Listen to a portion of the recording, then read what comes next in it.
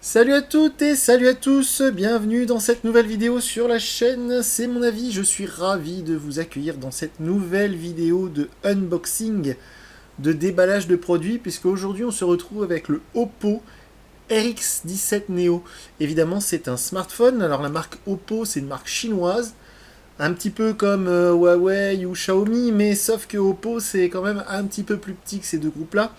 C'est groupe TCL malgré tout, donc c'est assez important en Chine. Ils vendent quand même beaucoup de smartphones en Chine, mais chez nous en Europe, pour l'instant, ils sont un peu petits, pas très connus. Ça fait quelques mois qu'on en trouve maintenant dans les boutiques type Fnac, Darty, tout ça. Mais ça reste quand même assez confidentiel. Et je vous cache pas que j'ai eu un petit peu de mal à me procurer cet exemplaire d'un RX17. Parce que quand vous allez en magasin, bah, généralement, quand vous demandez s'ils ont du Oppo, ils vous regardent avec des gros yeux. Alors évidemment, c'est de moins en moins pire, on va dire, c'est de mieux en mieux au niveau de la notoriété de cette marque, au niveau de la disponibilité des produits. Mais malgré tout, ça reste assez compliqué. Donc le RX17 Neo, c'est un smartphone qui est proposé à 350 euros.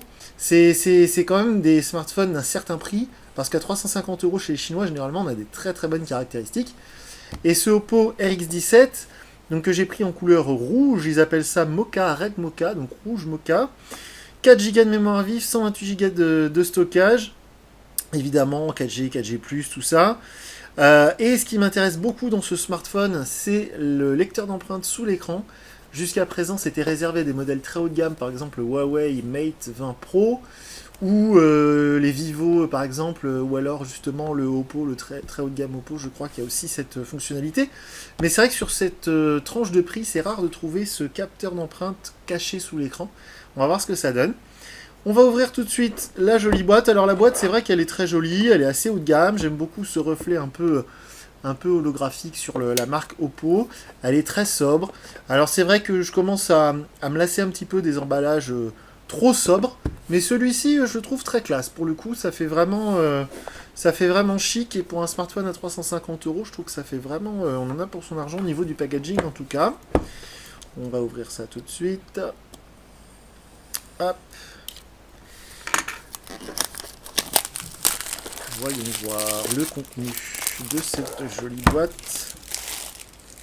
Hop. Ah, si ça y est, ça vient.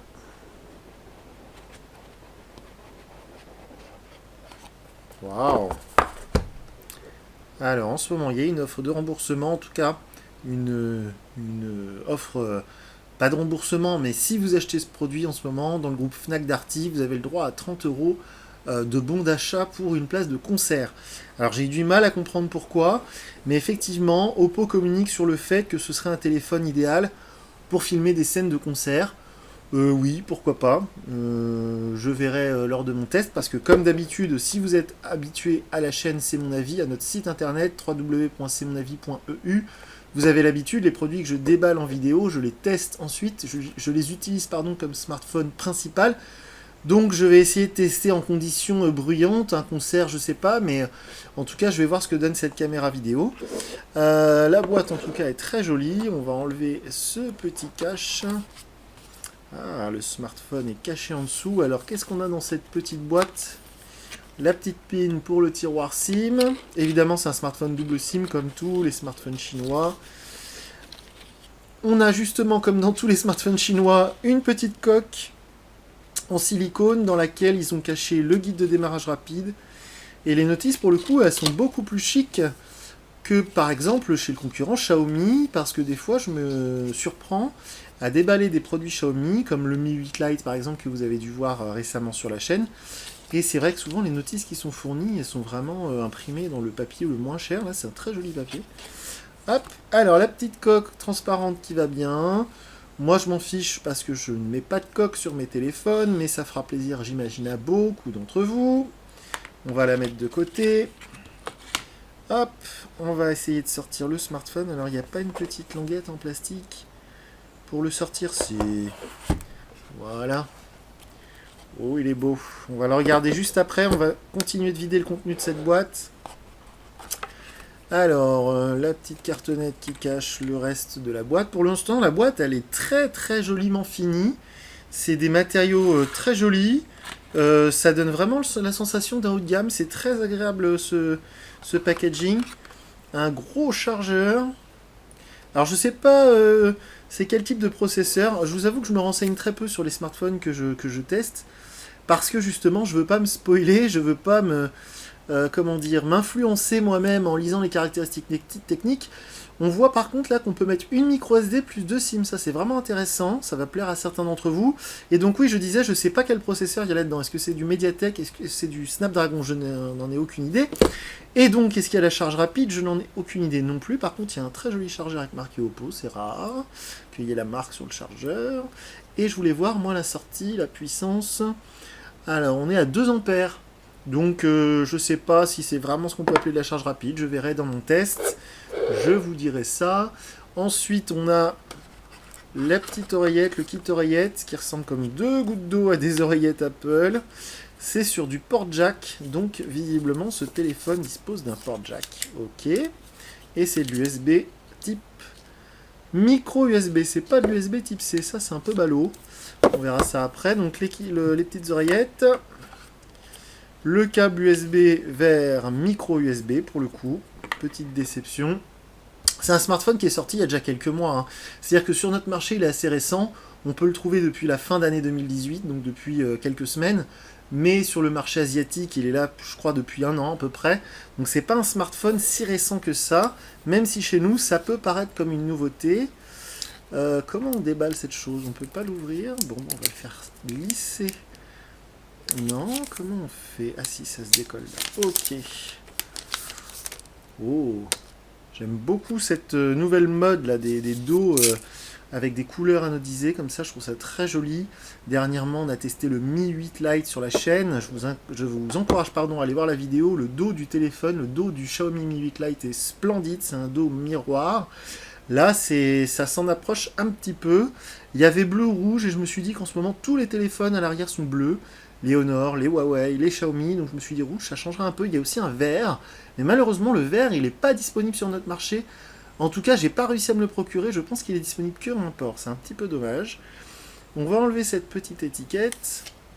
Alors comme vous le voyez, donc il n'y a pas de lecteur d'empreinte à l'arrière de l'appareil, puisque le lecteur d'empreinte est caché sous l'écran, comme sur un Huawei Mate 20 Pro par exemple. Alors, petit détail qui moi m'agace, mais qui plaira certainement à beaucoup d'entre vous. Je ne sais pas si vous allez le voir sur la vidéo, mais il y a déjà un film protecteur, voilà, vous voyez, appliqué sur l'écran. Donc moi ça m'agace, donc je pense qu'il va vite dégager. Parce que je préfère un écran qui est traité Gorilla Glass, donc qui est traité contre les rayures chimiquement en usine. Et ça marche très bien, hein. Vous pouvez voir tout un tas de vidéos sur internet avec des smartphones Gorilla Glass sur lesquels on met des gros coups de cutter et ça se raye vraiment pas. Donc je préfère un traitement Gorilla Glass plutôt qu'une protection franchement cheap en plastique. Là, ça fait vraiment... Bon bref, le smartphone est très joli, l'écran est très grand. On va l'allumer tout de suite. Alors avant de l'allumer, on va regarder donc sur la tranche ici, on a 2 boutons. Les boutons du volume j'imagine. Ici on a le bouton Power On Off. C'est un format assez grand mais malgré tout il est très léger. Il est vraiment agréable en main, c'est vraiment un très bel objet. Guangdong Oppo Mobile, ok. Je regarde un petit peu ce qui est marqué en dessous, en bas. Pour continuer le tour du propriétaire, en haut on a le micro. En bas on a le deuxième micro, le port jack, le port micro USB et la petite grille pour le haut-parleur. Et on a ici évidemment le tiroir pour la carte SIM, les cartes SIM et la carte mémoire. On va l'allumer tout de suite. On va aller jusqu'à l'écran d'accueil. Et puis je vais vous laisser là. J'ai cru voir sur internet, quand je me suis quand même un petit peu renseigné sur ce Oppo, sur cette marque surtout qui m'intrigue un petit peu. C'est une version d'Android qui est modifiée par Oppo, ils appellent ça Color OS. Alors si vous êtes un habitué ou une habituée de la chaîne, vous savez que je suis un peu allergique à ces versions d'Android modifiées par les constructeurs. Il n'y a que MIUI et EMUI qui me plaisent beaucoup. On va voir ce que Color OS nous donne, mais d'après ce que j'ai vu, c'est pas très au point. Alors c'est pour ça que j'avais très envie de tester ce téléphone pour me faire un avis par moi-même. Alors c'est vrai qu'on voit que l'écran est vraiment grand. Ça ressemble beaucoup au Honor 10 Lite qui vient de sortir chez nous, qui est proposé aux alentours de 200 € si je me rappelle bien. Vous voyez avec cette petite goutte ici, juste pour cacher la caméra et le haut-parleur. En bas, la bordure est vraiment très fine. On arrive presque à avoir la même bordure sur les côtés que en haut ou en bas. On a un écran qui est assez lumineux. Alors, on va choisir le français. Suivant. Alors, option locale, voyons voir. On va mettre la France. On est là. Voilà. Le réseau Wi-Fi, on va ignorer. Ensuite, on continue. J'accepte les conditions. Programme d'expérience utilisateur. OK. OK.